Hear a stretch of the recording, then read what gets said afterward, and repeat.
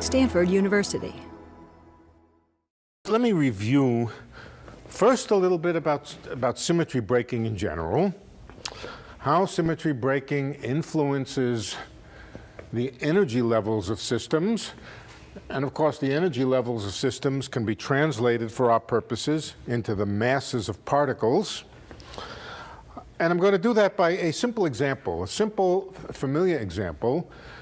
Then I'm going to show you how supersymmetry breaking works in the simple supersymmetric field theory that we discussed last time. Discuss a little bit about its relationship with gravity and what the implications of supersymmetry and supersymmetry breaking are for gravity and vice versa. And finally, if we still have time, I think we may, start the introduction to GUTS, the grand unified theories. Okay, so symmetry breaking.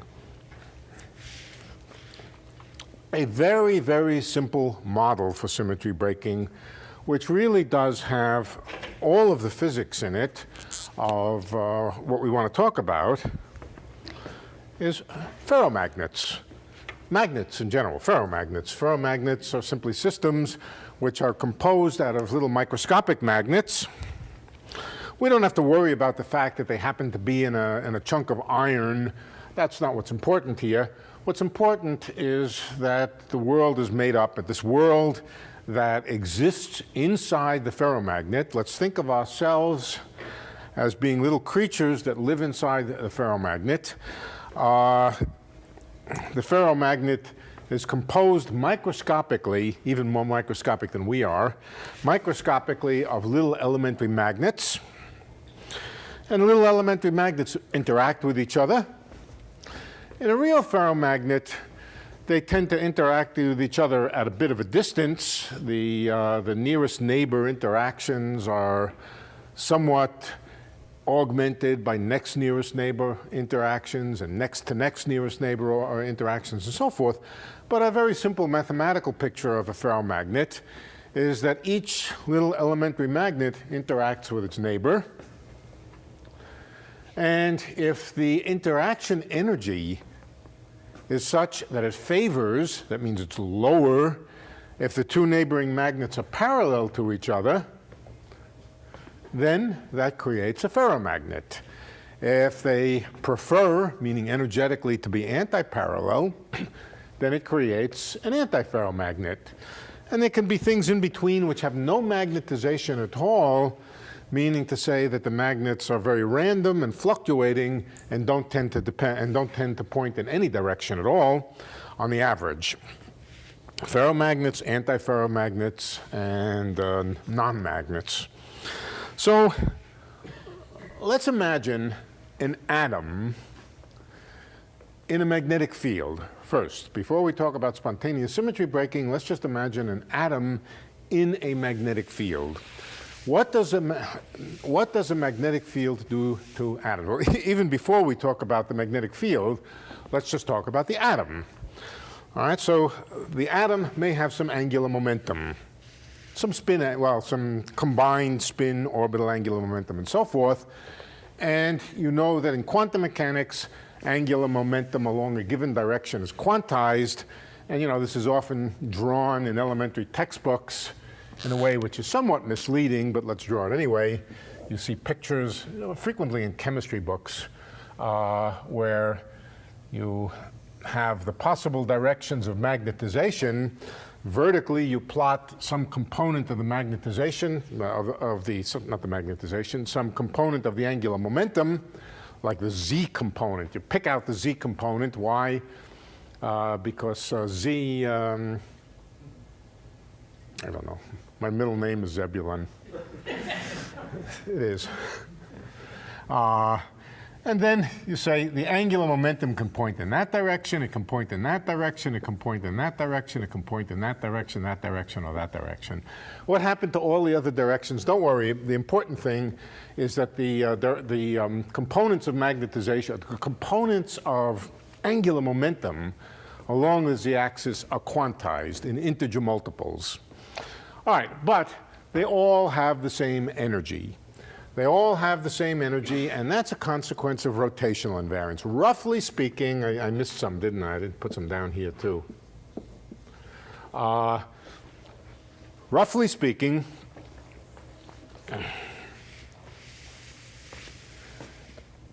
a rotation can take one of these directions of magnetization of angular momentum and rotate it into another. I keep saying magnetization, that's because I keep seeing M up here. Can rotate one direction of angular momentum of the atom into another. And of course, a rotation should not affect the energy of an atom. Why not? What's the symmetry which says that rotation shouldn't affect the energy of an atom? Rotation symmetry. Since we believe in rotation symmetry, if the entire atom were rotated, the energy should be the same. And the implication of that, the quantum mechanical implication of that, is all these different states have exactly the same energy. In terms of an energy diagram, we could, all the states have the same energy. Okay. There are what? 2j plus 1 of them, where j is the total angular momentum. And they all have exactly the same energy. Now, what happens when you put them into a magnetic field? If the angular momentum has no component, now let's imagine now we put it into a magnetic field. So this direction is not just the z direction, but also happens to be the direction of a magnetic field. Then if the atom's component of angular momentum along that direction is positive, the energy may get increased. If negative, the energy may get decreased, and all these levels get split a little bit. Let's see. Linear in the magnetic field. Linear in the magnetic field. What's this phenomena called? Anybody know? The splitting of atomic levels in a magnetic field. The Zeeman effect. The Zeeman effect. Right. It has been known for over 100 years, I believe, I think. And of course, this changes spectral lines. New spectral lines emerge. You can have a transition from here to here, well, not very easily, but transitions to other states can be all split and mucked up. But the important thing is that the energies of states which were otherwise, in the absence of that magnetic field, exactly equal because of symmetry, are split among themselves by a process of symmetry breaking by the magnetic field. Okay? Now, supposing that the magnetic field is actually due to this ferromagnet that's filling space. A ferromagnet is an example of spontaneous symmetry breaking. You realize that when you ask the question, which direction does the ferromagnet point in? Which direction, when the energy is as low as possible, does the ferromagnet point in? And the answer is it could point in any direction. As long as all the little magnets are lined up, the energy is the same. And so there's no preferred direction. That's rotational symmetry. All ferromagnets, no matter what direction they point in, have exactly the same energy. And if there's nothing else around to pick out a direction of space, the only thing that picks out the direction of space is the ferromagnet, is the orientation of the ferromagnet. So for that reason, all of the ferromagnets, no matter which way they're pointing, are physically identical to each other, even though from some abstract outside point of view, they're pointing in different directions. There would be no difference between them for creatures that live inside the ferromagnet. However, supposing one of these creatures happens to be an atom, an ordinary atom, and it's interacting with the ferromagnet. So here's the magnet, here's the atom. The magnetic field of the ferromagnet happens to be pointing in this direction, this way. That will have exactly the same effect as the external magnetic field. It's just a mathematical magnetic field, and it will split the atomic levels. All right? It'll split them according to the z component of their angular momentum. But what happens if the magnetic field is pointing in another direction? Just as good a direction, say that way. Well, from the point of view of the atom, there's no difference. Its levels get split. It's not the z component of angular momentum which determines the splitting. It's the component along the magnetic field. And exactly the same pattern emerges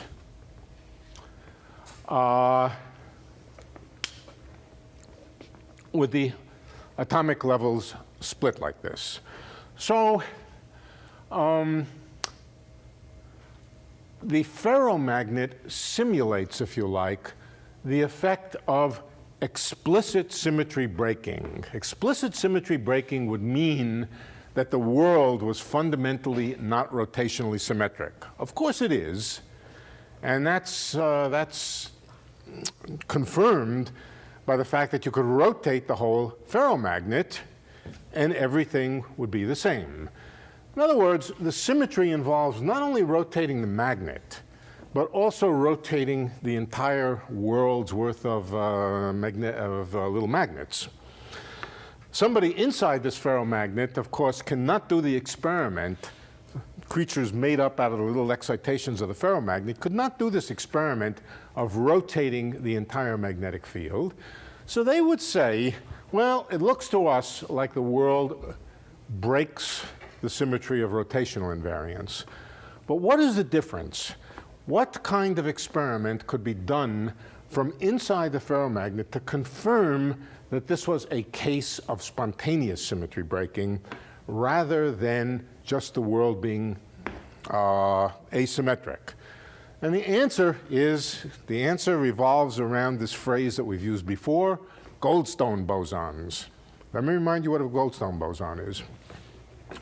First of all, if you take all the magnets and rotate everything, it costs no energy at all. But now supposing you do something a little different. Very slowly as you move through space. Slowly means slowly in space. Very, very slowly and gradually, you imagine changing the direction of the magnets. It's not going to stay that way. The magnets which are aligned over here are going to pull the neighboring ones into the same direction, and it's going to create waves. It's going to create waves. Those waves, or the quanta of those waves, are called Goldstone bosons. But the interesting implication is that when the wave is very, very long wavelength, extremely long wavelength, in this case they would be called spin waves or magnons. Magnons, rotations, gradual rotations of the magnetic, of the direction of the magnetic field. Those magnons, the very, very long wavelength ones, would cost arbitrarily small energy. The longer their wavelength, the less the energy they cost, because after all, if the wavelength was infinite, that would be exactly the same as rotating everything, and that costs no energy. Long wavelength means low momentum, and excitations which have no energy or whose energy goes to zero as the wavelength gets longer and longer are called massless. Massless particles are the ones whose energy decreases as the wavelength gets longer and longer, or as the momentum gets smaller and smaller.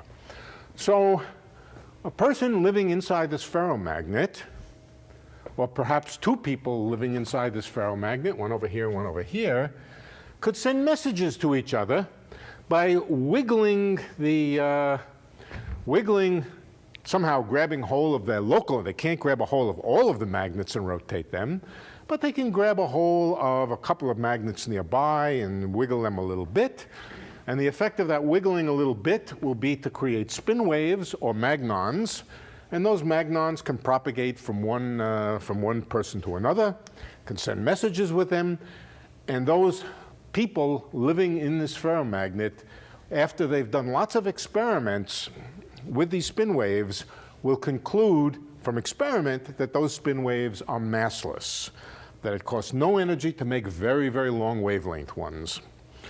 If they were smart, they would conclude that they're living in a world of spontaneous symmetry breaking and not that the fundamental properties of the world are asymmetric. It's just that the world that they live in, the energies are such that it tends to align everything, but it doesn't matter which direction things align in. That's the basic phenomenon of spontaneous symmetry breaking. It does not have to necessarily have to do with rotations of real space. It could have to do with all of any of the internal symmetry groups of particle physics. In particular, things like SU3 cross SU2 cross U1 and so forth. One of the things that we learned, incidentally, is that there's a kind of interaction between gauge forces and Goldstone bosons, which has an effect which I'll come to, which I'll remind you of later. Anybody remember what the effect of mixing up together spontaneous symmetry breaking and gauge invariance was? Goldstein boson went away and became an extra parameter for the gauge boson. That's right. It turned the gauge boson into a massive thing instead of massless. And we'll come back to this. We'll come back to this theme, but I just want to remind you of it. That was the pattern or the idea of spontaneous symmetry breaking, continuous spontaneous symmetry breaking. There's also another mathematical statement one can make. The vacuum, of course, being the state of lowest energy, is just any one of these configurations where the magnets, in this particular context, of course, of a ferromagnet, where all the ferromagnets aligned along the same direction. There's a vacuum for that direction, there's a vacuum for that direction, there's a vacuum for that direction. Nobody in the world is big enough to get outside and make it rotate from one to the other, so all the physics takes place in one of them, and the people living in that vacuum, in that world, call that configuration the vacuum. Okay, so there are many vacuums. Let's take the vacuum that they live in, and let's apply to it the symmetry operation. The symmetry operation means the generators of the symmetry. What are the generators of rotation symmetry? The components of the angular momentum. Angular momentum, sometimes I call it J, sometimes I call it L. Let's call it J right now, since it consists of all the angular momentum of everything. Let's call it J. And what does J do when it acts on a state? It infinitesimally rotates it a little bit, right? It infinitesimally rotates it a little bit. If the vacuum state was such that it really was symmetric, that it really didn't have this kind of spontaneous symmetry breaking, what would happen if you rotated the state a little bit? It would come back to itself, right? Now you have to remember that this is the difference between, the J really represents the difference between the rotation and the non-rotated state. It's the little infinitesimal change in the state that's made by a small rotation. J corresponds to a small change in the state. If the vacuum state was symmetric, then when you apply J to it, nothing happens. And the right-hand side is just zero. No change whatever in the state. From a formal mathematical point of view, the signal of spontaneous symmetry breaking is that J, when it acts on the vacuum, doesn't give zero. It gives a state which is slightly rotated. So not equal to zero means that the vacuum has a spontaneous symmetry breaking. Now we're going to see that pattern repeat itself in supersymmetry, with the exception, of course, that the symmetry, or the generators, are these fermionic objects. Oh, incidentally, let's suppose that J on the vacuum, rotate the vacuum, does not give zero. Then what does it give? What does it give? Well, it has the same vacuum? It doesn't give the same vacuum. It gives a slightly rotated one.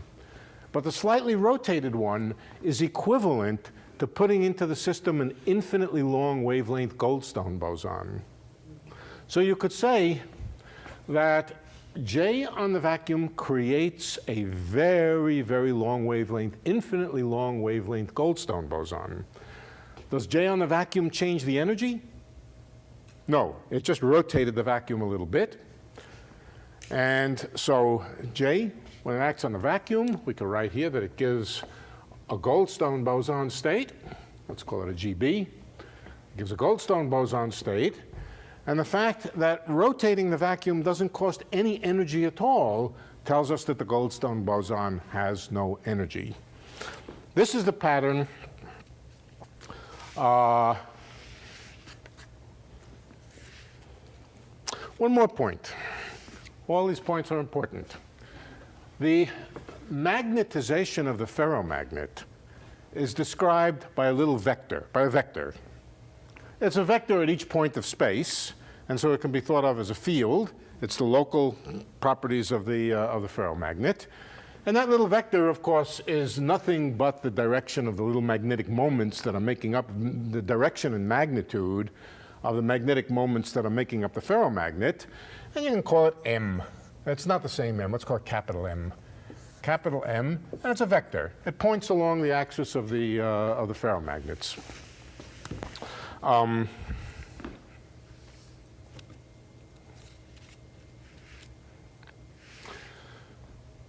If M is 0, that could be the case, for example, in a warm ferromagnet. If you heat a ferromagnet up, then the magnets fluctuate, and on the average, there's no net magnetization.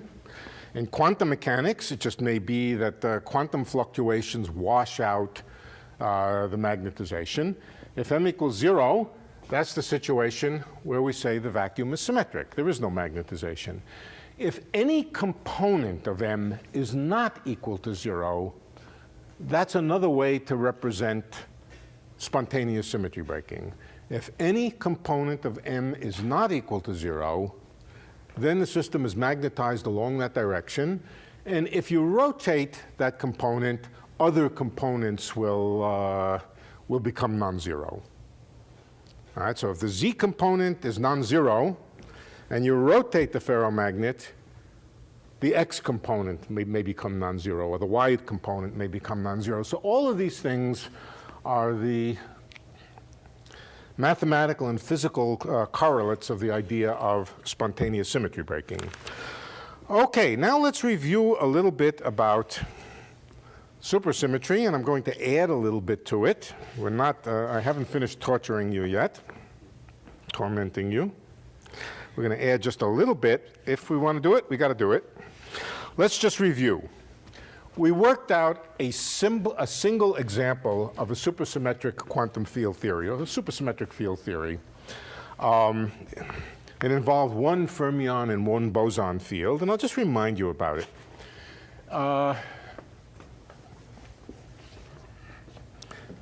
It involved a superfield that I called capital Phi.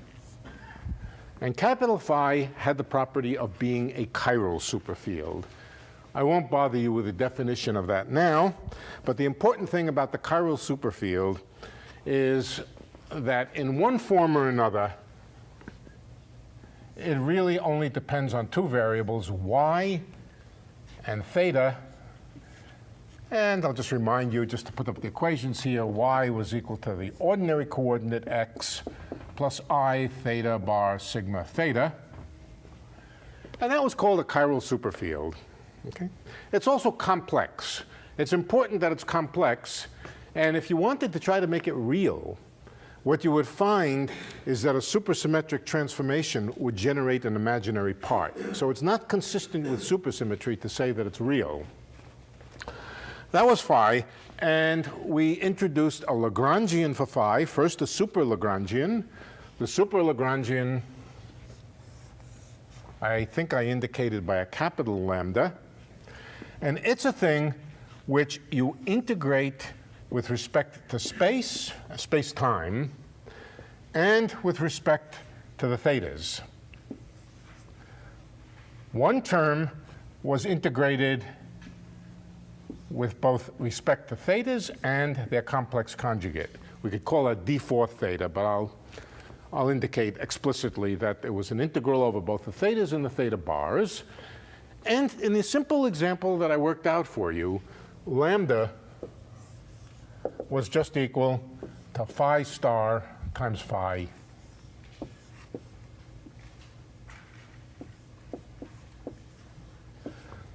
And I'm not going to do it again. I'm just going to tell you what came out. Oh, what happens? What do you do? Yeah. Remember what phi was. Let's just write down what phi was. Phi was a sum of several terms. The first term being an ordinary scalar field. The next term being a fermion field times theta. And the last term I called F times theta theta. Theta 1, theta 2, or however you like to think about it. These were the three components of a superfield, phi, psi, and F. Okay. Those were the three components of the superfield. If you plug that into the formula here and integrate with respect to the thetas, what does integrating with respect to the thetas mean? It means picking out the last term of the expression. When you multiply phi star times phi, you will get a term with theta, theta, theta bar, theta bar. When you multiply these together, you will get a term with 4 thetas altogether. And if you work it out carefully, keeping track of the details, what we found was that this became just the ordinary action for a scalar field and an ordinary fermion field. In other words, this gave rise to an action which was the integral dx of, what did it have? It had partial of phi star with respect to x mu, partial of phi with respect to x mu. That's just the ordinary Lagrangian of a scalar field. I won't bother, I'm not going to keep track of detailed numerical factors. We've seen this before. If we varied that with respect to phi, we would get the simple Klein-Gordon equation. Next, there was a term that was psi bar sigma derivative of psi. That's just the Dirac, or the massless fermion Lagrangian. And finally, there was another term which was just f star f.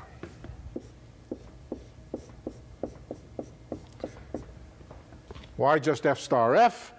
When you square this, or when you multiply it by its conjugate, you'll get a term f times f star theta, theta, theta bar, and so that's also here. That's what we got, and that was the starting point. Do you remember what we added to that in order to get some interactions and some mass terms and so forth?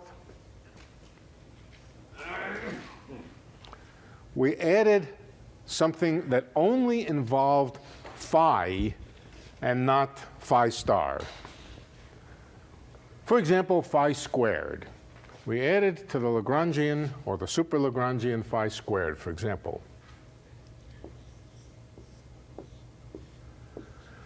Now, phi squared has no theta bar dependence at all.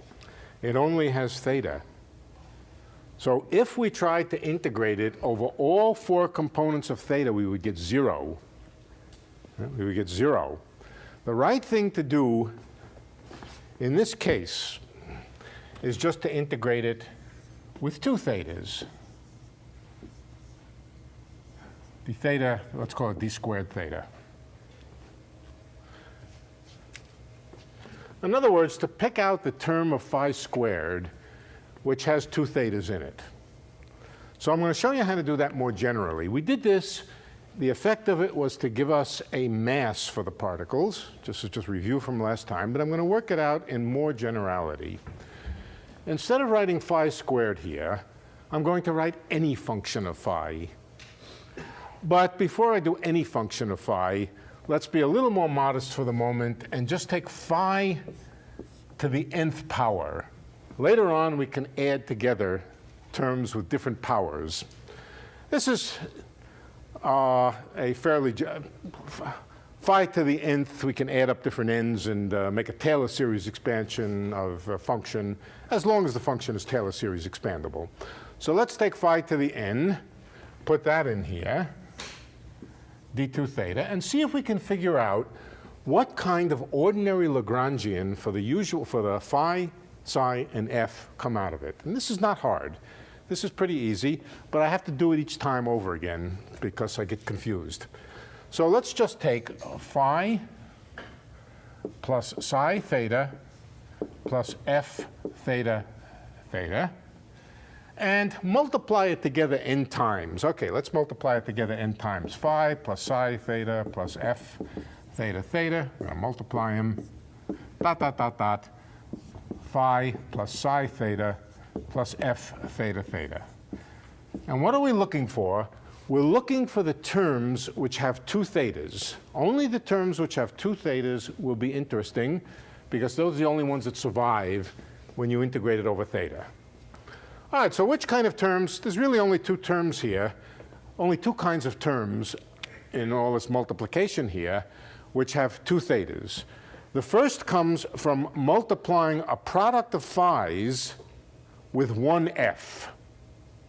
Pick out one of the f's here and multiply it by all the remaining phi's. How many such terms are there? n minus 1. n minus 1. N terms. You can pick this f, you can pick this f, you can pick this f, you can pick any one of them, and then multiply by all the remaining phi's. So there's a term which is, it contains n times f times phi to the n minus 1. Yeah, phi to the n minus 1, right? I think that's right. And that's the important term for us now, but let me just tell you what the other term is. Then there's a term which is product of two psi's and all the rest phi's. Two psi's and all the rest phi's. How many such terms are there? Which is? N times n minus 1 over 2. So there's another term here which is n times n minus 1 over 2 phi to the n minus 2 times psi bar psi times psi psi or something. Psi psi, I guess. Incidentally, you also have to add the complex conjugate. So we also add the complex conjugate to this. Okay, let me write this for you in a slightly different way. What is n times phi to the n minus 1? Yeah. Is it phi to the n? Where? Phi to the n minus 2. Yeah. Just phi to the n with nothing. Where? Here? Just from the first term all the way to n times. But you're one of the times. No, one of the factors is f. You're talking about this term? You're asking about... There's a term with no theta. No. When you go to integrate over theta, it always picks out the term with two thetas, right? Okay, good. And this arrow doesn't mean, well, it doesn't mean equals. It means that the term with two thetas that is picked out is the sum of these two. Okay. And that's it, plus the complex conjugate, plus the complex conjugate. All right, there's another way to write this. It's exactly the same thing, but let's just look at it. N times phi to the n minus 1. The original superpotential, this is called the superpotential, incidentally. This is called the superpotential. The superpotential, and I'll write it as V with a sort of Roman substantial looking V. It's a function of phi, and in this case, it is just phi to the n for this particular case. Well, if V is phi to the n, what is n times phi to the n minus 1? This phi here is a little different than this phi. This phi here is just the first term from the superfield. this v of phi is a formal expression involving the full superfield. But if the function v is the nth power, then what is n times the variable to the n minus first power? It's the derivative. It's the derivative. So we can write then that the term that we get out in the action after we integrate over thetas, first of all, has f times the derivative of v with respect to phi. Now, what happens if I have more terms with different powers of n and coefficients in front of them? Each one adds to this, but it still adds just dv by d phi. This is a linear operation here. If we add terms to v, more terms with other powers of n, nevertheless, what we will get will be f times the derivative of v with respect to phi. So whatever v is, if somebody gives you a v,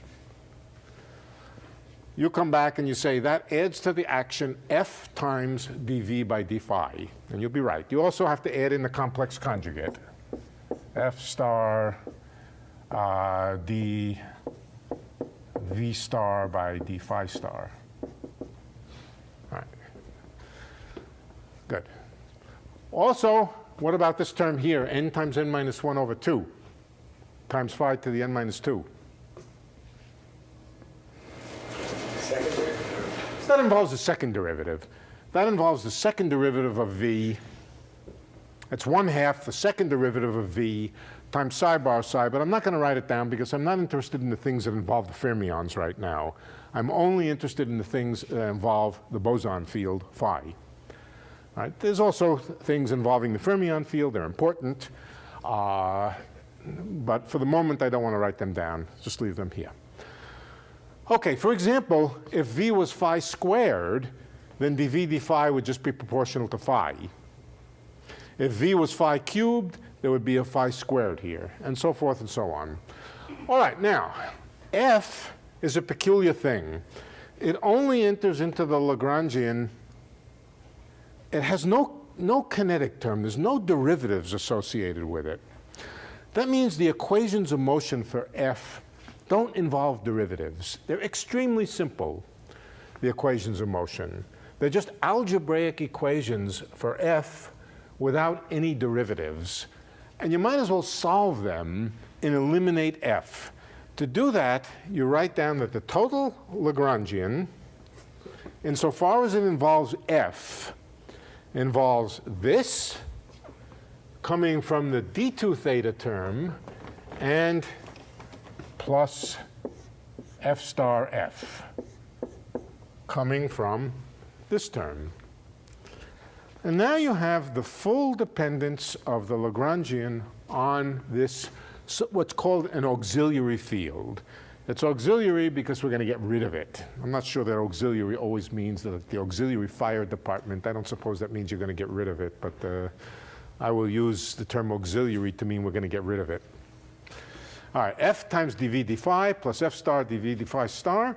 And now let's look, what is the equation of motion for f? Well, the usual equation of motion, it involves stuff like derivative with respect to x mu times the derivative of the Lagrangian with respect to derivative of f with respect to x, blah, blah, blah, and then plus minus derivative of the Lagrangian with respect to f equals 0. In this case, it's very simple. The Lagrangian doesn't depend on the derivatives of f, so this isn't here. And our equation of motion is just that the derivative of the Lagrangian with respect to f is equal to 0. Boy, is that simple. Let's write it out. What does it say? The derivative of the Lagrangian with respect to f has dv by d phi and plus f star equals 0. In other words, it immediately, and incidentally, the equation of motion for f star, you can just get by taking the complex conjugate of this. and it's the derivative of V with respect to phi star superpotential plus F is equal to 0. Let's see, one of these should be complex conjugated over here. Well, both of them are trivially solved. The equations of motion just tell us that F star is nothing but minus dv d phi.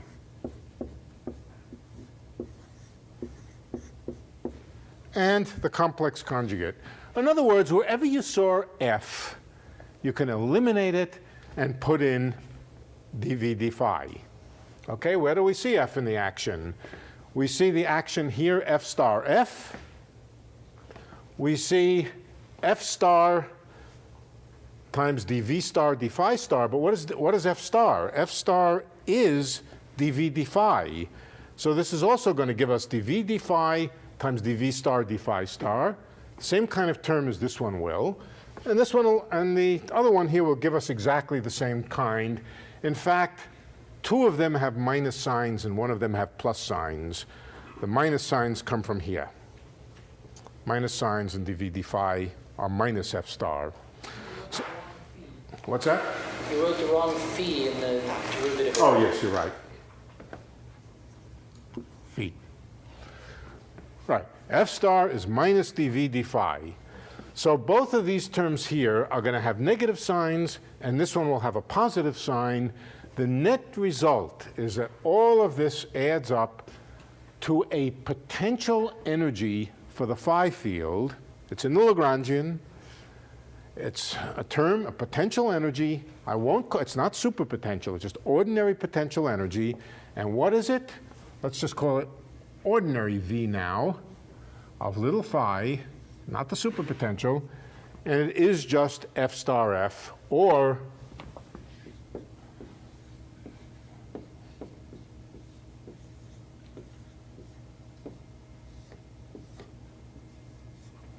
just dv by d phi absolute value squared. In other words, F times F star. So if somebody tells you, let's do an example. Let's do an example. Supposing I give you that the superpotential is, here it is, V is equal to M times phi squared. M times big phi squared, but at this point it doesn't matter if big phi or little phi. What is dv d phi? dv d phi is just M. As I said, I'm not going to keep track of factors of 2 today. Apart from a factor of 2, dv d phi is just proportional to M times phi. And what about the potential dv by d phi squared? This is small phi here, small phi. dv d phi squared just gives us an M squared phi star phi.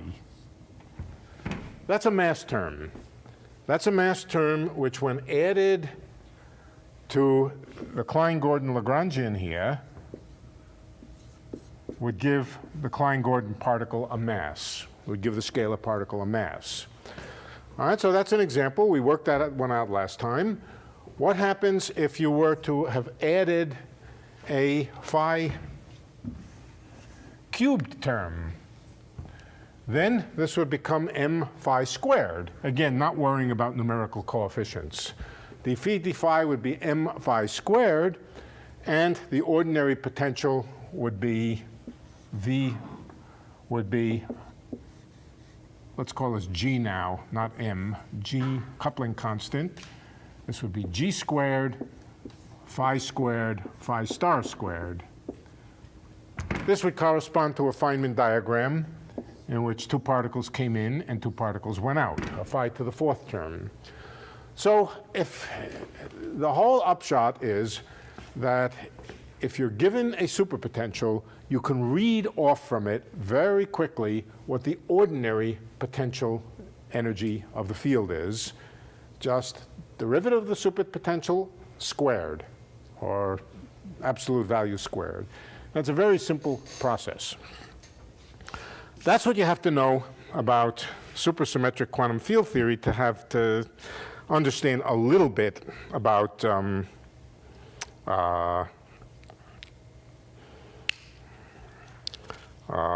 supersymmetry breaking.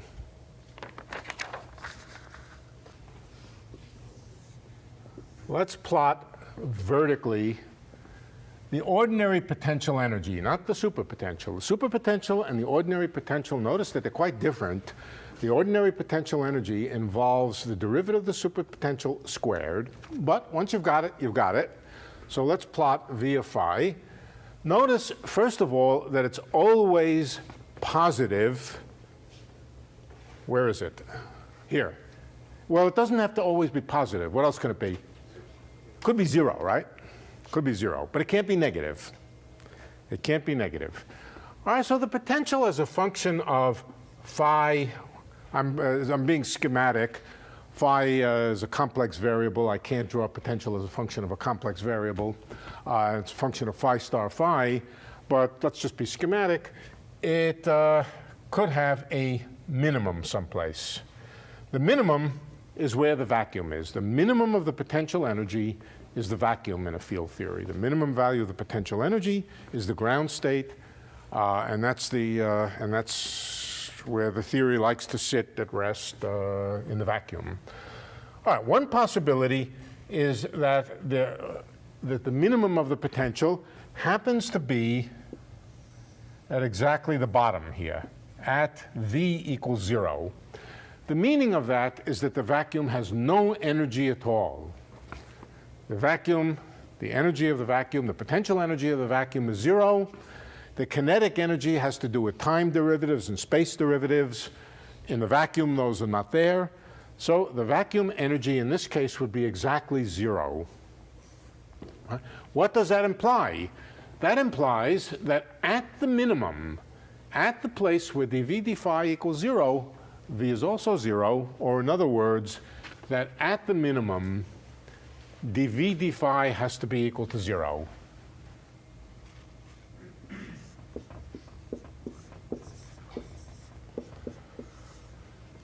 Well, also the complex conjugate. Why do I say that?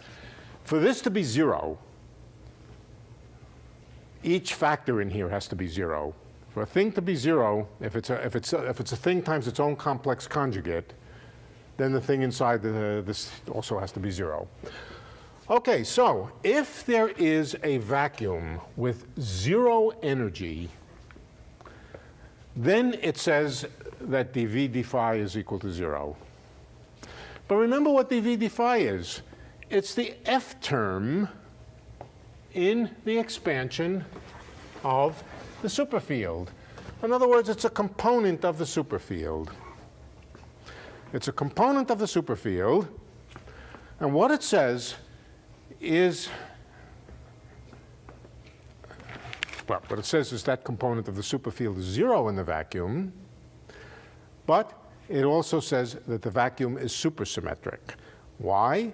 Because for something to not be symmetric, some component, in the case of angular momentum and in the case of the magnetic field, what we said is if the vacuum has a component of the magnetic field which is not equal to 0, then that breaks the symmetry. In the same way, if a component, in particular the last component of a superfield, is not equal to 0, that breaks the symmetry. Why? Because these different components get mixed up into each other under a supersymmetric transformation. So if F is in the same way that the components of the angular momentum get mixed up with each other, or the magnetization get mixed up with each other under a rotation, the same thing happens to the components of a superfield. This statement here is equivalent to saying that the vacuum is supersymmetric. What's the other possibility? The other possibility is that the minimum of the potential, this is not equal to 0. If that's the case, then you can make two conclusions. The first is that the energy of the vacuum is not going to be zero. The vacuum will have some energy. Who cares about vacuum energy? The only people who care about vacuum energy are ones who worry about gravity. If you don't worry about gravity, vacuum energy has no implication whatever. All right? But if you do worry about gravity, vacuum energy is something to worry about. It means that the vacuum gravitates. Okay, so vacuum energy is a dangerous thing, but if dV d phi is not equal to 0, then that says that the vacuum has an F term. It has a non-zero component of the superfield, roughly speaking, pointing in some direction in superspace. And a super transformation will kind of rotate that. It will correspond to supersymmetry breaking.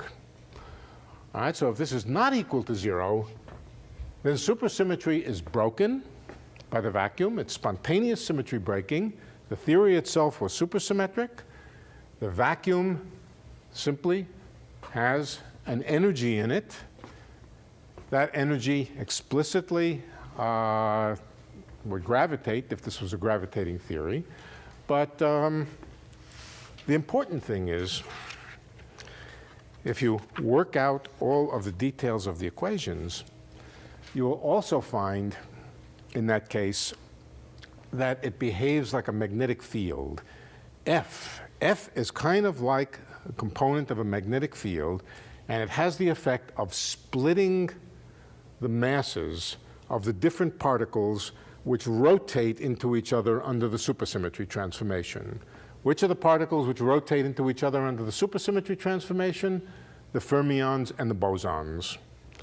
So the main lesson to draw from this is that there is a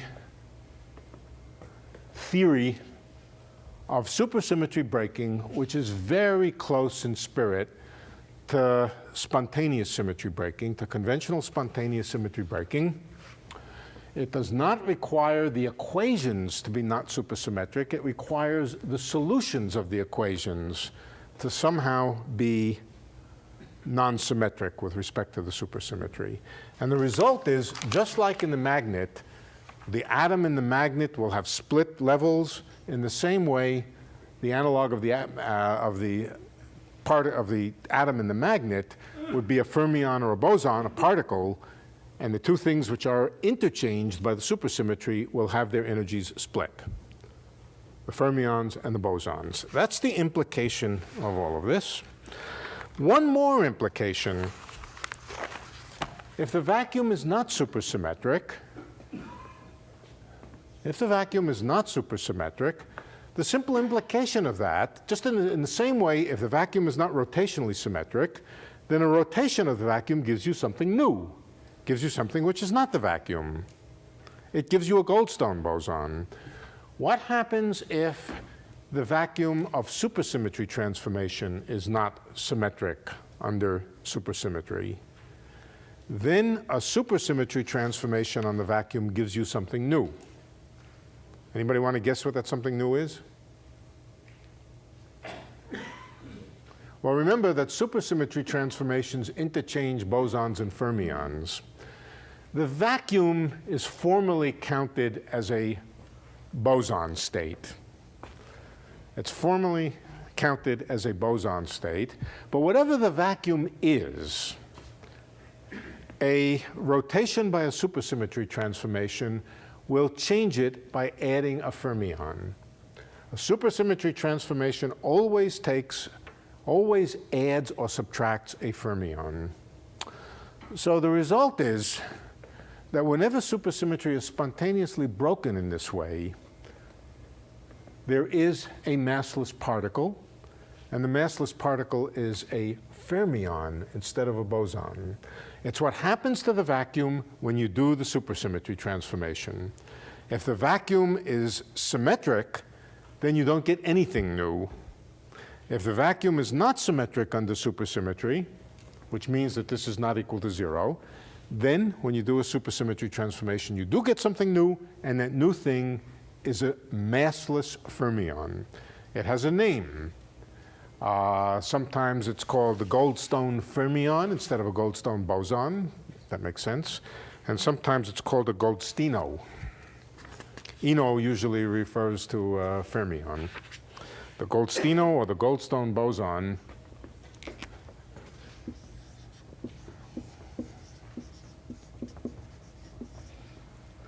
that's the particle that's generated by doing a small supersymmetry transformation on the vacuum if the vacuum is not symmetric. So the two consequences of spontaneous supersymmetry breaking, there are two of them.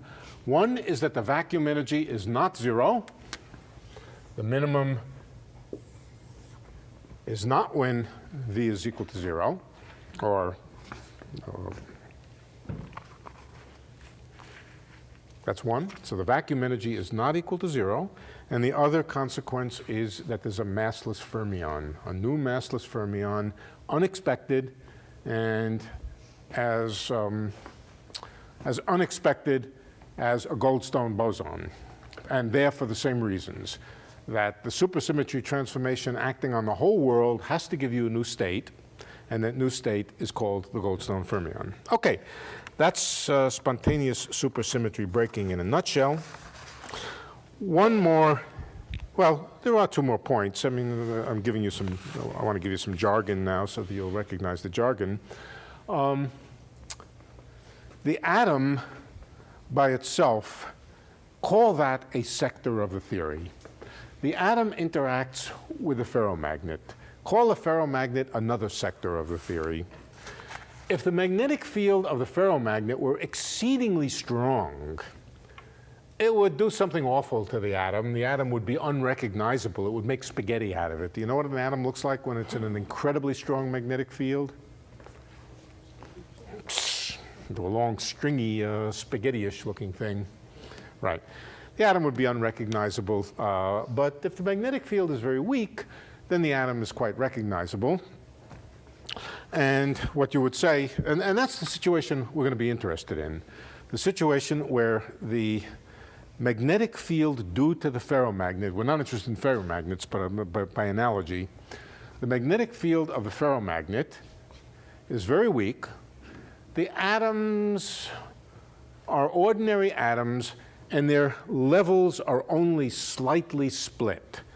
The reason we're interested in that situation is because compared to the fundamental scale of particle physics, string theory, grand unified theories, or anything like that, which tends to be up at 16 orders of magnitude larger than the particle physics scale, the splitting of the superpartners is hoped to be very small. It's hoped that the superpartners have almost the same mass on that scale as ordinary particles. That would be analogous to the magnetic field due to the ferromagnet being very weak and only splitting these particles a little bit. If the magnetic field were very weak, the atoms would hardly notice it. They would hardly notice it. They would hardly interact with those magnetic fields. And in fact, one of the consequences of this would be that it's rather hard by manipulating the atom to influence the ferromagnet. They're too weakly coupled. And so manipulating the atom would not be likely to stir up spin waves, would not be likely to stir up these, the properties of the ferromagnet itself.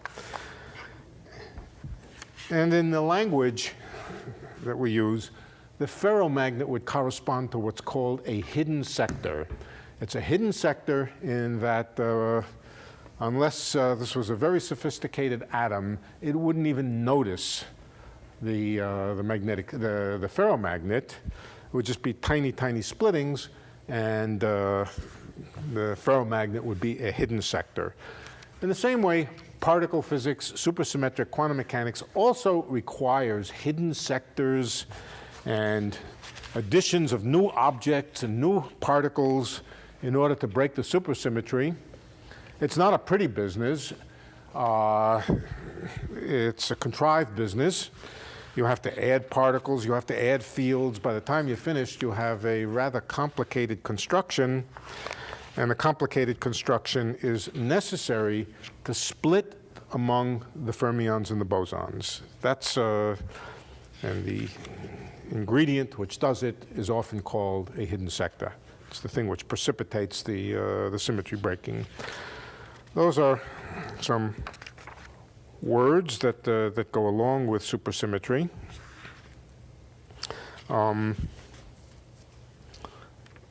Yes, one last point. One last point before we leave supersymmetry altogether. Well, not altogether, but for tonight. Gravity has an effect on this whole story.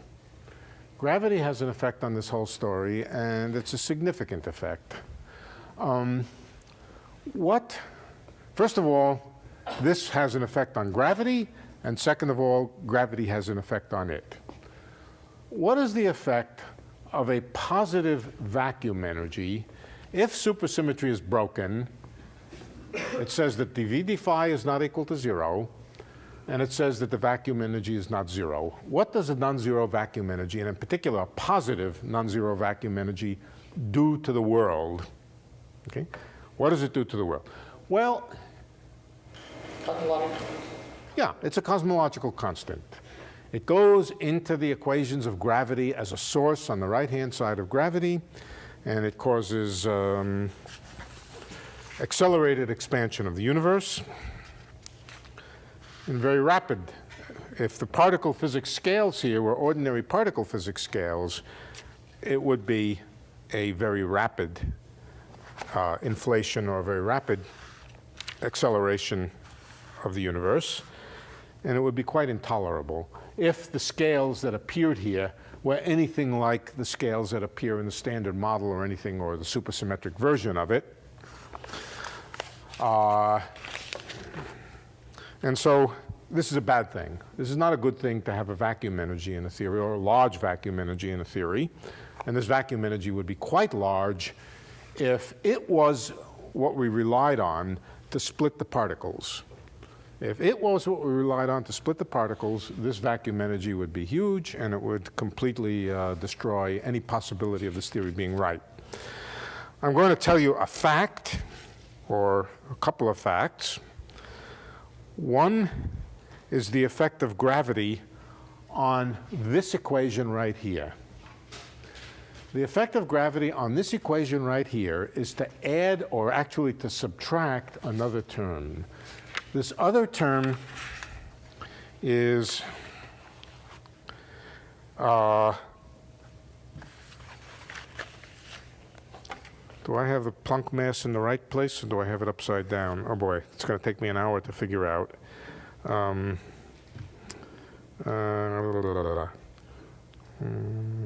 d phi squared.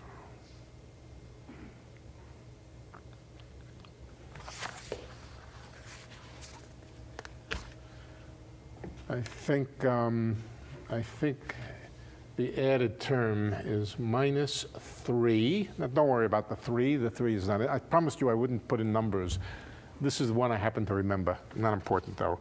And I think it's the Planck mass times v of phi. That's something that gravity adds to this. Don't ask why. It's very complicated. It's exceedingly complicated. You'll have to build theories of gravity that have supersymmetry. That's an extremely complicated story. We won't even try. But the net result is that gravity adds a term here. Right? The effect of that term can be to shift the potential up and down. Right? In particular, if you're very lucky, it can shift it down to something close enough to 0 that the cosmological constant is the small number we know. So gravity is a thing that can come to the rescue and get rid of the vacuum energy here. As I said, it's very complicated. I'm not going to try even I'm not even sure I understand it. But a bad situation is rescued by coupling the supersymmetric field theory to what's called supergravity.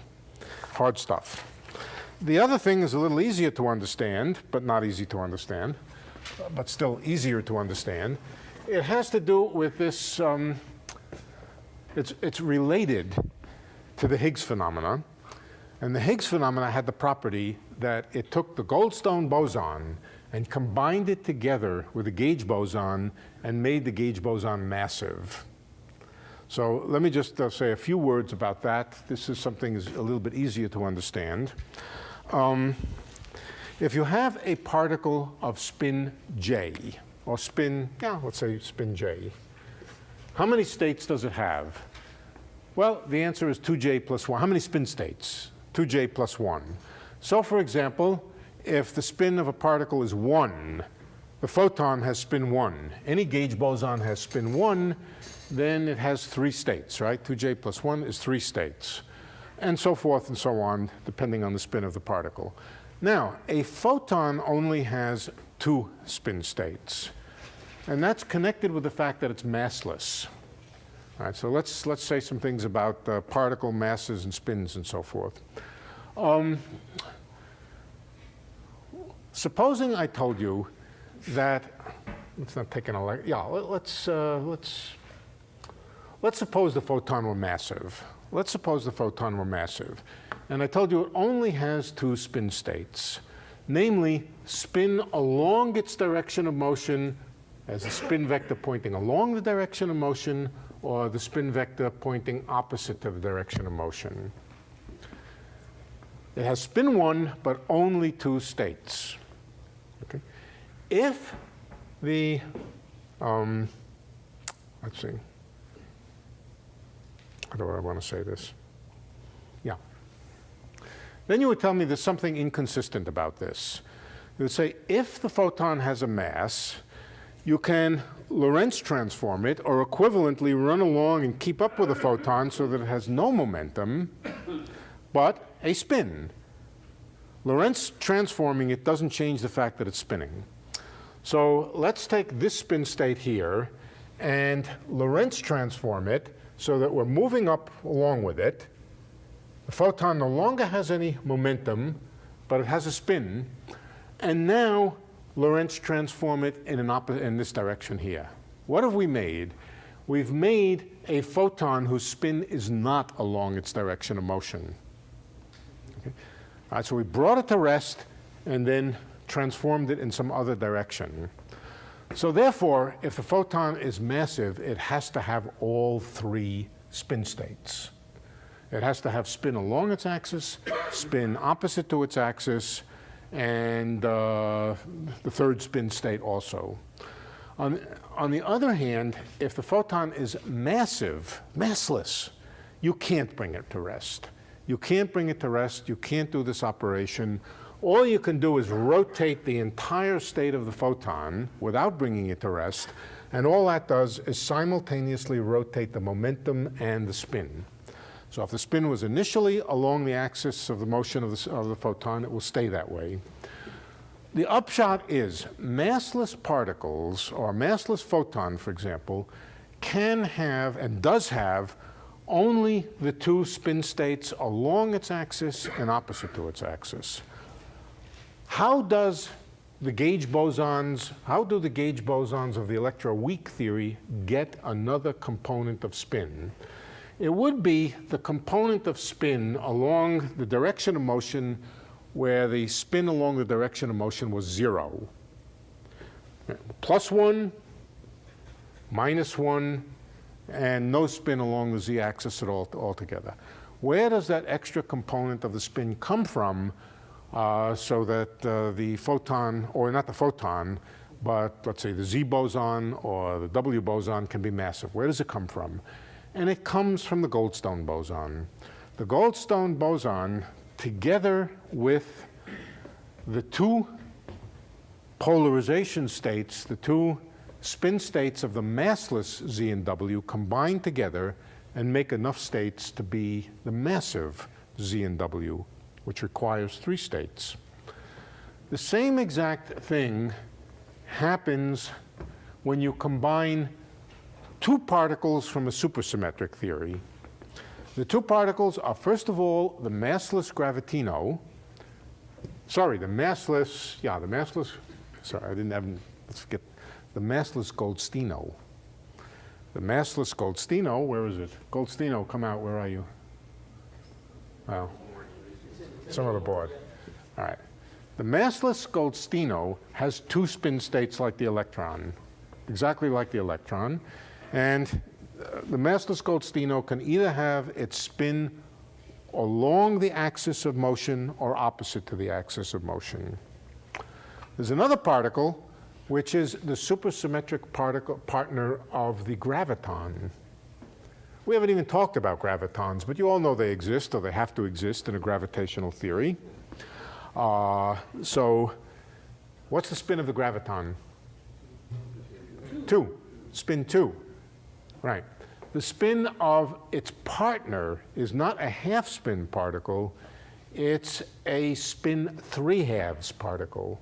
Spin 2 and spin 3/2 form a multiplet. It's also massless because it's a partner of the graviton. So we have two kinds of massless, and it's a fermion.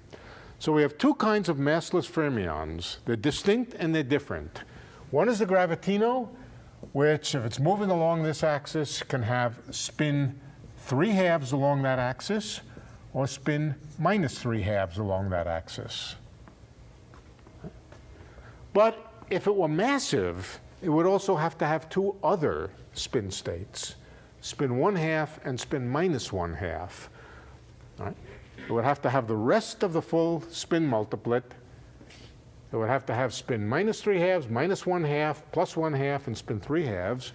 Where can those other two components come from? They can come from the Goldstino. All right?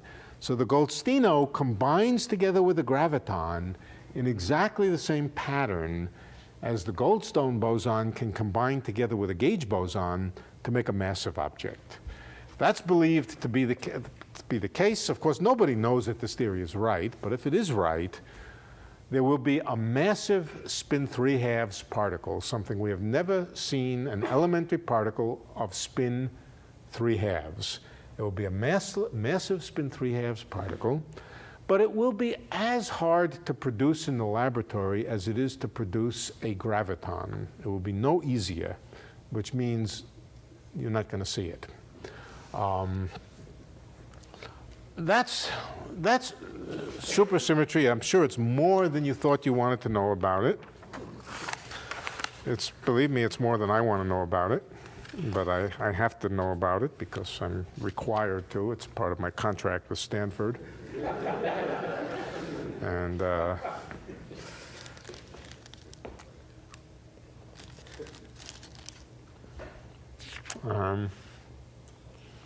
we're absolutely finished with the mathematics of supersymmetry now. We'll come back to some of the physics of it, but not the mathematics of it. So that's the good news. Unfortunately, the bad news is that grand unification also is a somewhat mathematical subject. Not as bad, not nearly as abstract. The mathematics is a little bit of group theory. Maybe we should take a 7-minute break. And then we're going to change subjects. We're going to change subjects to something much easier to understand. SU5. SU5 is a simple theory, not too hard to understand. So I heard now that this story about CP violation at Fermilab seems to conflict with other experiments, and people are less enthusiastic about it than they were. That's all. I'm just reporting what I overheard at lunch one day. What's that? The other one bites the dust. Yeah. You can make a pretty good living betting against anything new in this business. I mean, you know, it's very rarely will you be wrong. Of course, those times you'll really be wrong, but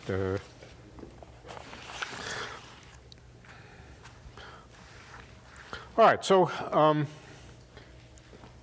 the standard model is based on some group theory, SU3 cross SU2 cross U1. SU3 is the group of color, of quarks.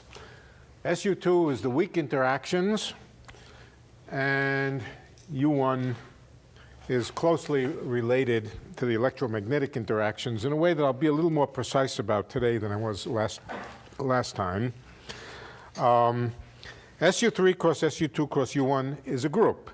It's a group that consists of separate transformations of 3 things, 2 things, or 1 thing.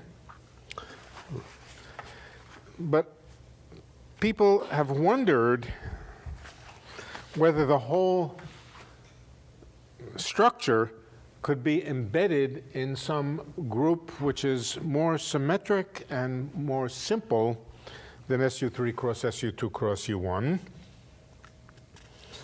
SU3 cross SU2 cross U1 fits in very nicely into the group SU5. And so it was asked whether, numerous people asked, a small number of people answered, whether it was possible that there might be some bigger group in which a larger number of particles, in which a larger number of particles would fit together into a single multiplet. Remember that the SU3 multiplets consist of the quarks. The SU2 multiplets, well, quarks have some SU2, but they also have some SU3, and there are also leptons. Leptons have SU2, but they don't have SU3. The question is, might they all fit together in something more symmetric and bigger? And the natural candidate is SU5, and the reason is because SU5 is the simplest group, the smallest group, that contains SU3 cross SU2 cross U1 as a subgroup. So I need to explain to you a little bit about what that means. And the easiest way to explain it is in terms of the generators of groups. SU5 is just the group of special unitary 5x5 matrices. Let me just remind you what special means and what unitary means. You know what unitary means. Unitary means that U dagger U is equal to 1.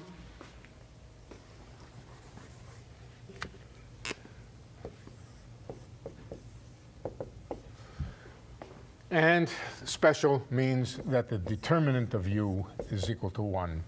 This doesn't mean absolute value, it means determinant. Determinant of U, or the product of the eigenvalues, determinant of U is equal to 1. In general, a unitary group can have a determinant which is a phase, e to the I theta. The special set is the set which has determinant U equal to 1. This can be translated into the generators of the group. Remember what the generators mean.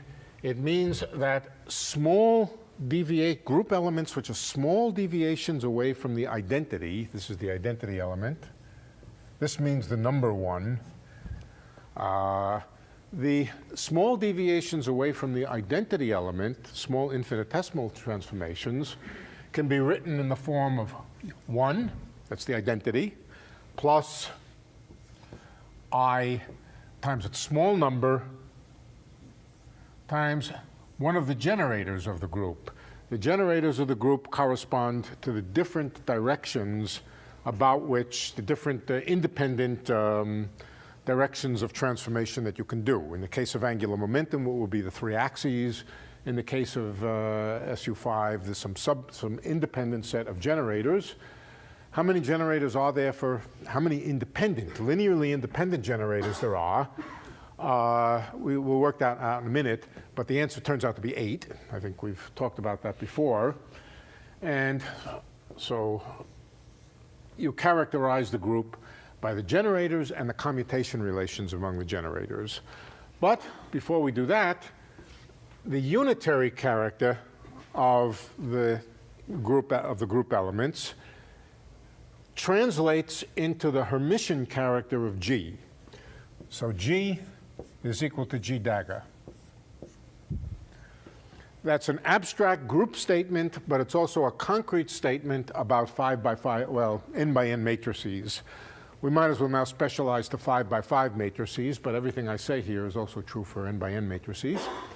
For group SU5, the generators, the 5 by 5, all matrices are 5 by 5 matrices, and the generators, first of all, have to be Hermitian, and secondly, the determinant condition is the condition that the trace of G is equal to 0. Traceless Hermitian matrices. Now this is analogous to the Pauli matrices for SU2. The Pauli matrices for SU2 are Hermitian and they have no trace. They're traceless. So the Pauli matrices would be a special case.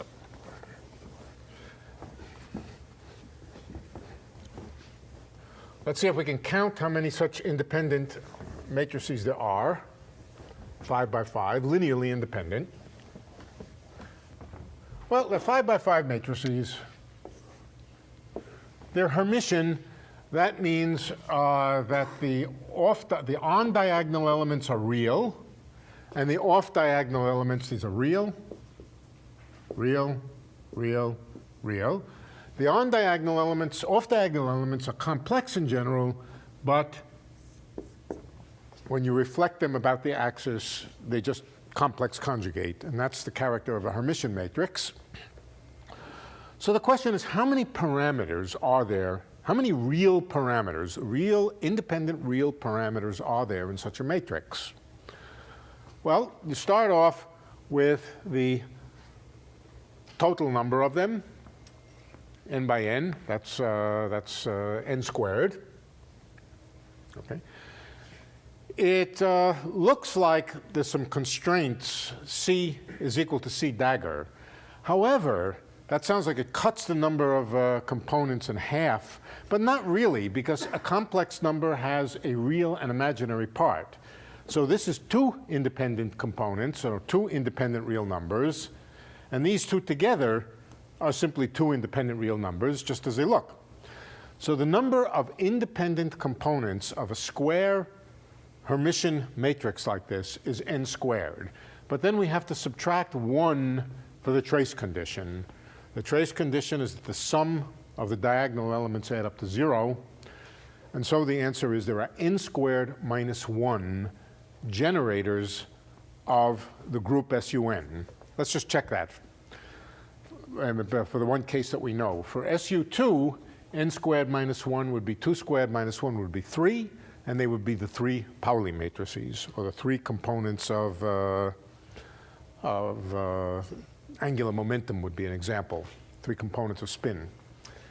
Okay, so for the case SU5, there are 24 independent, 25 minus 1, 24 independent generators of the group. That's a lot, but fortunately, we're not going to have to deal with most of them.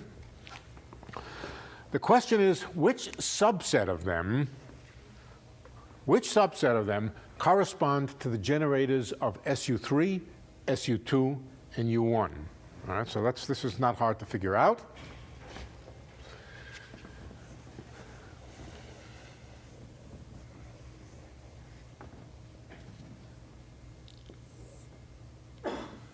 You can divide the 5 by 5 matrices into rows and columns, 2 of them here and 3 of them here, 2 of them here and 3 of them here.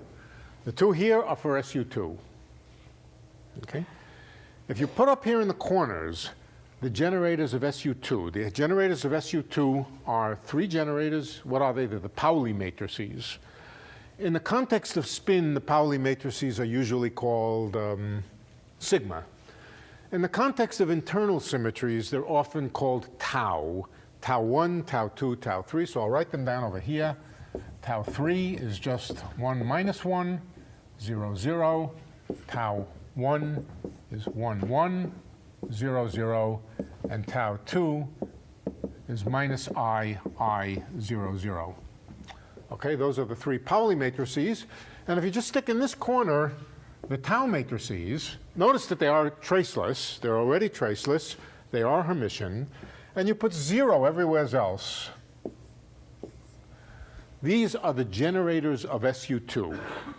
the algebra of these, the commutation relations of them, everything about them is equivalent to the properties of the taus themselves.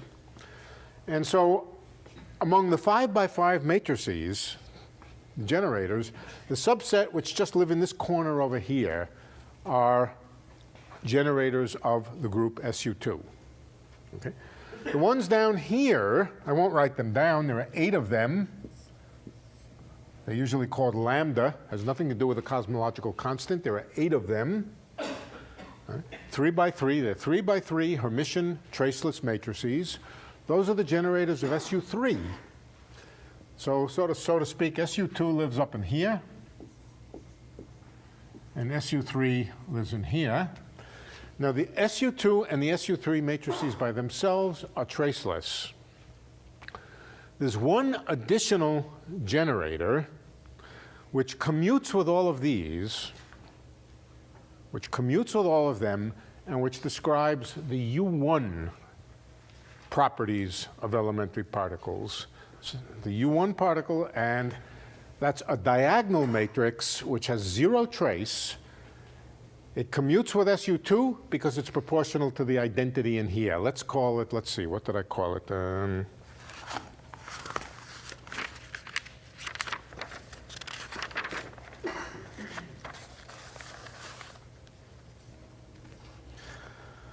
Well, we could call it -1, -1. It doesn't matter. -1 or +1 doesn't matter.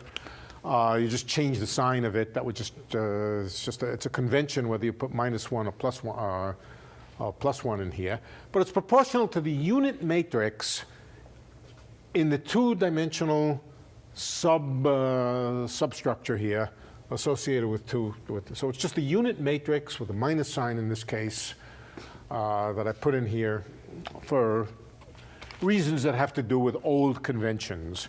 And then in here, you put, the whole thing has to be traceless, and I want to put something here which commutes with all the SU3 generators, all the SU2 generators. It has to be proportional to the unit matrix in here.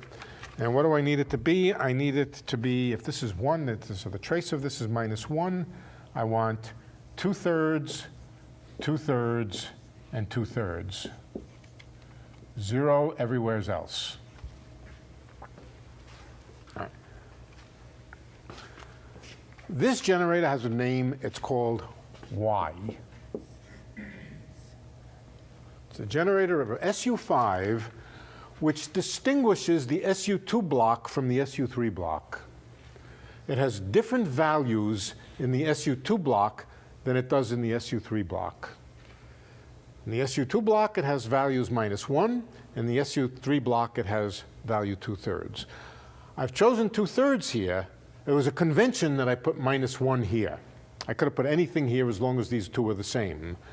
But in order to make it have 0 trace, in other words, to make the sum of the elements be 0, I had to put 2/3 here. All right. These are the generators of the group that are important, that label the states of particles. Okay, label the states of quarks and leptons, to be exact. Or label the states of also Higgs bosons. And so now I will tell you how this structure works, how it's connected with the particles. If we were just doing SU3 without SU2, I might put here, what would I put there? Quarks.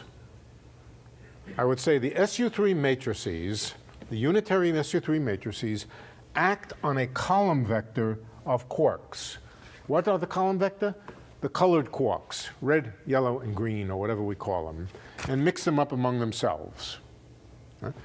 What about the SU2 block? In the SU2 block here, I could put, for example, neutrino and electron. Neutrino and electron are mixed by the SU2. Right?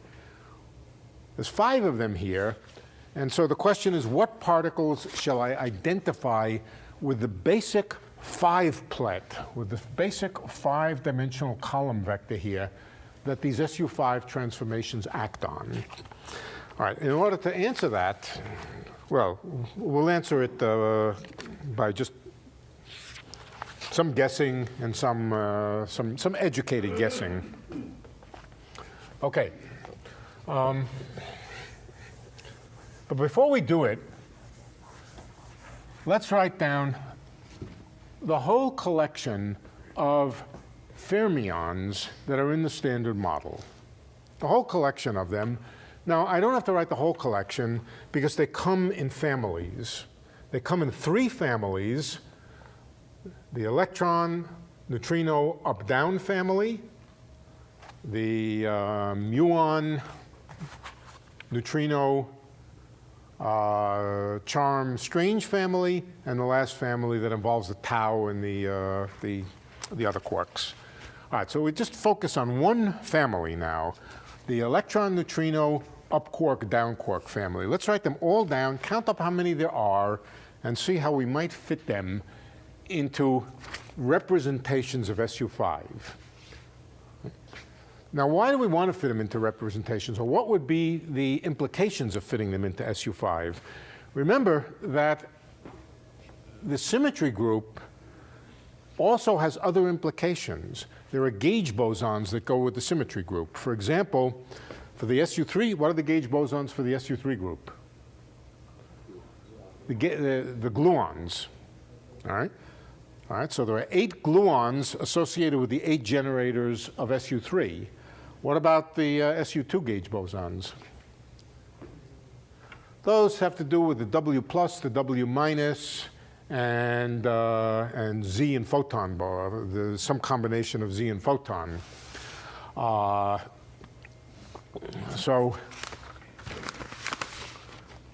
Right. So there are going to be new gauge bosons. The new gauge bosons, there are going to be 24 of them. Up till now, we had 2 + 8 is 10. There'll be 14 more gauge bosons. The 14 more gauge bosons will be associated with these corners in here, and they will have implications.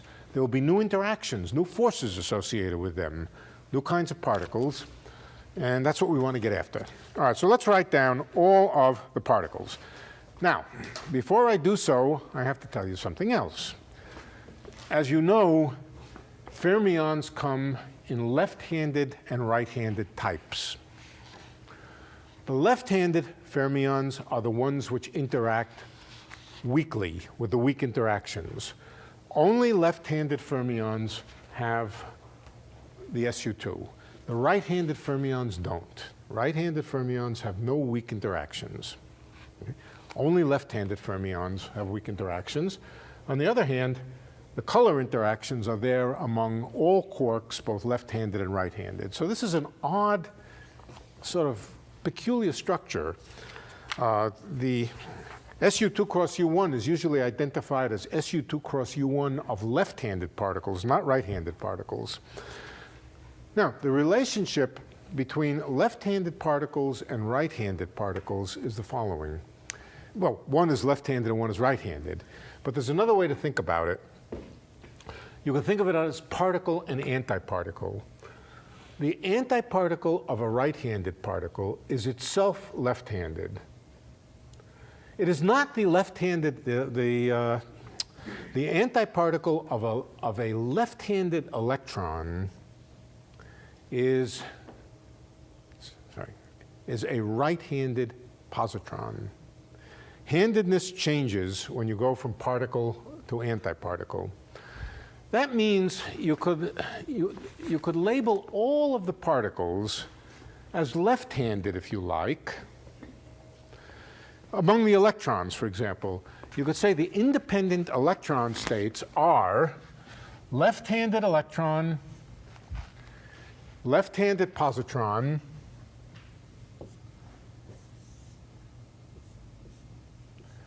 and they're antiparticles. The antiparticle of the left-handed electron is the right-handed positron.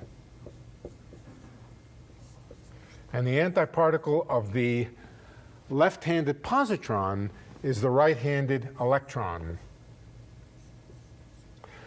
So you could either say that the independent objects are particles and antiparticles, but you could also just say, I insist on labeling all of the independent objects as left-handed and their antiparticles.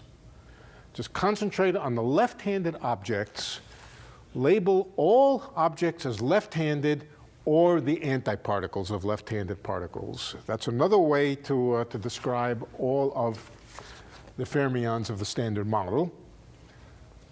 They can all be thought of as left-handed or the antiparticles of left-handed particles. So that's what we'll do. We'll focus on the left-handed particles, and let's see how many of them there are. Let's just add up everything. There's the left-handed neutrino. The left-handed neutrino. Now, how do I know the neutrino is left-handed? Just let the neutrinos that come out of beta decay are left-handed. There's the left-handed electron. And I'm going to stop calling them left-handed. They're all left-handed. They're all left-handed. The up quark. No, I didn't want to write though. The down quark, the anti-down quarks. Now, I obviously have not written all particles down. I've written down only 5 here. 5? SU5. But why did I write down this 5? We'll see in a moment. Those are 6. What's that? 6. 6? Oh, 1, 2, 3. Wait, hold on. What did I write here? U quark. No U quark. Forget the U quark. Neutrino, electron, down bar, down bar, down bar. What are these 3 here? What does that stand for? The 3 colors. The 3 colors. All right, so this is one subset. And why I've broken them up this way will become clear in a minute. Okay, the next subset, the remaining ones over here, I will simply list also. Let's see what they are. They're down, down, down, up bar, oops, down, down, down, up, up, up, up bar, up bar, up bar, and E plus. This is E minus. Electron, positron. Now, among the electron, up quark, down quark, they're all here. Here's the electron, here's the positron. It is not believed, and certainly not in the Standard Model, the neutrino is its own antiparticle. So there is not a separate antiparticle for the neutrino. The electrons, here's the 2 antiparticles. Here are the 3 down quarks. Here are their antiparticles. Here are the 3 up quarks. Here are the antiparticle. And here is the positron. They're all there. Okay? The fact that I wrote them in this way, I just chose to write them in this list. There are 5 over here, and I hope 10 over here. 1, 2, 3, 4, 5, 6, 7, 8, 9, 10. Okay? So altogether, there are 15 particles. Now, these 15 particles are replicated 3 times. The electron neutrino system gets replicated as the muon neutrino. This is the electron neutrino. This gets replicated 3 times. All of these get replicated 3 times. But let's not worry about the replication and where that comes from. Nobody knows where that comes from. Good. Now the reason, let me show you why I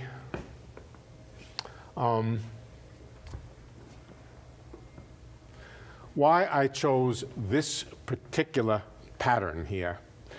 It's pretty clear that what goes up in here, if I want to write a column vector now of fermions, it's pretty clear that what goes up in here should not have color, right? Why? Because SU3 doesn't act on the first two slots here. SU2 acts on it, SU3 does not. So the first 2 slots here should be things which have no color, but which mix up under SU2. In other words, which mix up under these SU2 transformations, tau. All right, so what can that be? Well, neutrino and electron mix up under left-handed neutrino and left-handed electron get mixed up by SU2. And they don't have color. So it's the only thing you could put over here would be neutrino electron. Now the fact that I put neutrino on top and electron underneath it, to some extent that's convention. All right, so the reason I put neutrino on top, electron underneath is just because that's the way it's usually written. What should I put down here? Now down here I want to put quarks, but those quarks have SU3 but no SU2. Which of the quarks have SU3 but no SU2? Right? Anybody know? The right-handed quarks. Left-handed quarks have weak interactions. That's SU2. The right-handed quarks don't. But I haven't listed right-handed quarks here. I've listed all particles as either left-handed particles or left-handed antiparticles. The group here which don't have weak interactions are the antiparticles, are the antiquarks. Where's D bar? U bar and D bar. These are the ones that do not have any SU2 properties. They are the antiparticles of the right-handed quarks. The right-handed quarks are not the ones that interact in beta decay in the weak interactions. They are neutral, or they don't transform under SU2. And neither do their antiparticles. So these are the guys here, if you label everything as left-handed, these are the people here which don't transform under SU2. Which of these two do I want to put in this slot? Okay, so now I will tell you how you figure that out. You say one of the gauge bosons is going to have to be the photon. The photon couples to electric charge. The electric charge must be one of the generators of this SU5. Otherwise, the whole thing wouldn't make sense. The SU5 quantum numbers are supposed to be all of the quantum numbers of the electroweak QCD color theory, all of them. What does that mean? That means the electric charge, the color quantum numbers, and the things which have to do with Z and W. The electric charge has to be one of the generators of SU5, but all of the generators of SU5 are traceless. What does that mean? That means that in a given multiplet, the sums of the electric charge within a given multiplet have to add up to 0. That's the statement that the generators of SU5 or anything else, it's exactly the same thing as saying you have a +1 and a -1. If there's a multiplet of tau 3, let's say spin, one of them is going to be up, one of them is going to be down. The sums of the two spins, the Z components of spin, add up to 0. Same thing for SU5. If you have a multiplet of SU5 particles that transforms under SU5, any given generator, if it describes a quantum number, the sums of those quantum numbers must add up to 0. So whatever we put here has to be such that the electric charges all add up to 0. This has 0 electric charge. This has electric charge -1. So the sum here must add up to +1. Which of these particles has charge which adds up to +1? That's this one. D quarks have charge -1/3. Anti-D quarks have charge +1/3. So 0, I'll just write the charges down, 0, -1. And now if I put the anti-D quarks here, this altogether has charge +1, +1, +1, +1, sorry, +1/3, +1/3, +1/3, and the sums of all of them equal 0. If I were to put the U quarks there, or the anti-U quarks, they have charge 2/3. Forget this here. They have charge 2/3, and the charges would not have added up to 0. Okay? So it's a matter of group. It comes from ultimately it comes from the tracelessness of the generators of the group that we're trying to label the particles by. We're labeling them by generators of SU5, and the sums of elements of SU5 always add up to 0. All right, so the sums of these charges have to add up to 0. That picks out the d quarks there, or the anti-d quarks. Anti-d quarks because those are the ones that do not have SU2 quantum numbers, don't get mixed up by SU2. And it really is that way. I mean, this is, the particles really are that way. But where do we put the rest of the particles? The rest of the particles, there are 10 of them. So the next question is there, it's 9 o'clock, that's the next question. We're going to come back to this. We'll fill out the remaining 10 particles in another representation of SU5. Not a 5-dimensional representation, but guess what? A 10-dimensional representation. There is a 10-dimensional representation. Right? There is a 10-dimensional representation, and the 10-dimensional representation has exactly the right properties to be the remainder of these particles here. This is either a fantastic accident or it is something deep, and I don't think it's an accident. The remaining particles here exactly fill out the 10-dimensional representation of SU5. So we'll come back to that next time, and I'll show you how that works. I don't understand how the different representations of the same group can allow that whole thing to have a group structure. No, these particles do not get mixed with these under the group transformations. They don't interact with each other? Oh, they do interact with each other, but not by, yeah, they do interact with each other, but there is no gate. Okay, so let's, good question. All right. Let's take the gluon, for example. All right. One of these particles can emit a gluon and become one of the other ones. They cannot emit a gluon and become one of these. But a D bar can emit a gluon which is absorbed by a U quark, for example.